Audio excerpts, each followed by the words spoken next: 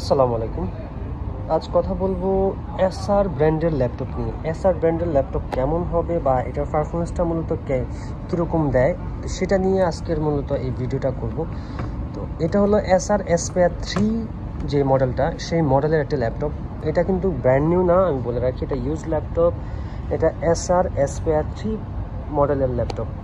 তো এই ল্যাপটপটা মূলত কনফিগারেশন দেওয়া আছে কোরাই 5-এর 11 জেনারেশন এবং 12 GB RAM, 512 GB SSD, 12 GB RAM, 512 GB SSD এবং গ্রাফিক্স দেওয়া আছে 8 GB আইরিশ এক্সেল গ্রাফিক্স দেওয়া আছে। ল্যাপটপটার ডিসপ্লে সাইজ আছে 15.6 inch display, IPS real IPS display এবং 1080 মানে ফুল এইচডি ডিসপ্লে। আর এই ল্যাপটপটা যদিও মেটালিক টাইপ বডি, বাট এটা সম্পূর্ণ ফাইবার বডি, এটা কিন্তু মেটাল বডি না। ল্যাপটপটাতে পোর্ট ব্যবহার করেছে, এটা হলো চার্জিং পোর্ট, চিকন চার্জার, আর এটা হলো ল্যান্ড পোর্ট, এটা এইচডিএমআই, আর দুইটা ইউএসবি ব্যবহার করা হয়েছে এক পাশে, এবং অপোজিটে ব্যবহার করা হয়েছে ইউএসবি, হেডফোন এবং লক সিস্টেম যেটা। আর এই ল্যাপটপটাতে টাচপ্যাডটা, অনেকগুলো ল্যাপটপে টাচপ্যাডের এই দুইখানে মানে উপরে বা নিচে বাটন থাকে, তো এটাতে এরকম বাটনের কোনো অপশন নেই। এটা একবারে মানে ফ্ল্যাট একটা সিস্টেম, যে টাচপ্যাডটা মোটামুটি বড়সড় একটা টাচপ্যাডটা বলা যায়। আর এটার সব থেকে আরেকটা যদিও একটু খারাপ দিক আছে, সেটা হলো কিবোর্ড লাইট। হ্যাঁ, এটাতে ব্যাকলিট কিবোর্ড নেই, কিবোর্ডের লাইটটা নেই।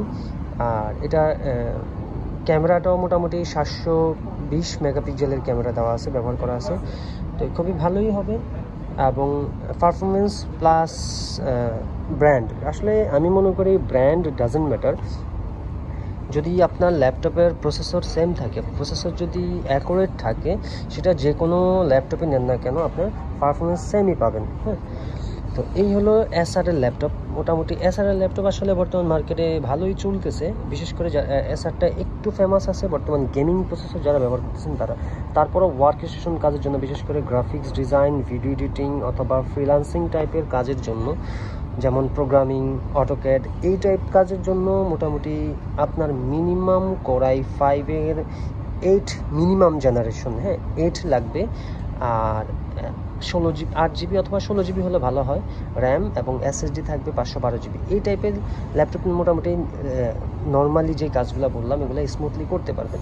তো এই ল্যাপটপটা যেহেতু আপনার কোরাই 5-এ 11 জেনারেশন আছে, মোটামুটি ভালো কাজের জন্য, একটু হেভি কাজের জন্য বেস্ট একটা অপশন হবে।